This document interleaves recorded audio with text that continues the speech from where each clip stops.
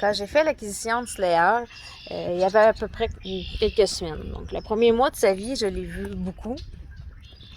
Puis après ça, on a acheté la maison, donc avec le déménagement, elle a arrangé les enclos et tout pour que ça soit prêt pour qu'il arrive. Et lui puis les mini, je l'ai presque pas vu. Puis j'étais rendue quand même assez loin aussi. Mais bon, il était à une bonne place, puis il avait un très bon tempérament. Quand il est arrivé chez moi, il était un petit peu nerveux, mais c'est normal. Il changeait complètement d'environnement. Puis, il est encore craintif un peu avec les gens qu'il connaît pas, mais ça se place énormément. Il est très curieux, donc souvent sa curiosité prend le dessus. Mais c'est ça. Il a un très bon tempérament. Et puis, cet automne, j'ai eu le temps de faire 2 séances du programme ARS avec lui. 2 séances de connexion à liberté.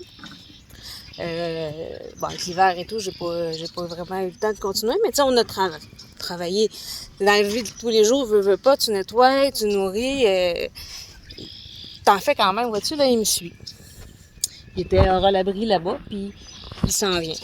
Donc, c'est ça, mais par contre, je sais que ma hiérarchie est quand même bien établie, notre entente, parce qu'il y a 2 semaines, Slayer voulait connaître c'était quoi avoir les hormones dans le tapis avant d'être castré.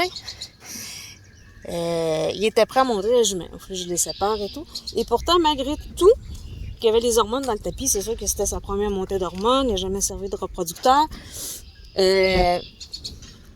Jamais il a été agressif, jamais il cherchait à me kicker, jamais il cherchait à me mordre. Il se maniait aussi bien que d'habitude. Dans le fond, du moment que je rentrais dans l'enclos, il revenait mon petit Slayer. Il lâchait le jument, puis il revenait le bon cheval. Donc, c'est sûr que ça l'a probablement aidé. Slayer, là, vous voyez, il est tout le temps collé sur moi. Donc, je ne devrais pas avoir de misère à faire la connexion à liberté aujourd'hui. Parce qu'on va recommencer le programme du début. Il y en a qui le savent que quand je siffle, ils viennent. Depuis que j'ai le chien, parce que je siffle aussi pour appeler le chien, Slayer a pris l'habitude d'attendre savoir si son nom ou celui des mini va suivre. S'il n'entend pas son nom, c'est parce que c'est le chien que j'appelle. Mais là, l'autre fois, le chien était à la maison. Il était curieux, hein? J'ai ta liste dans les mains, tu te demandes pourquoi.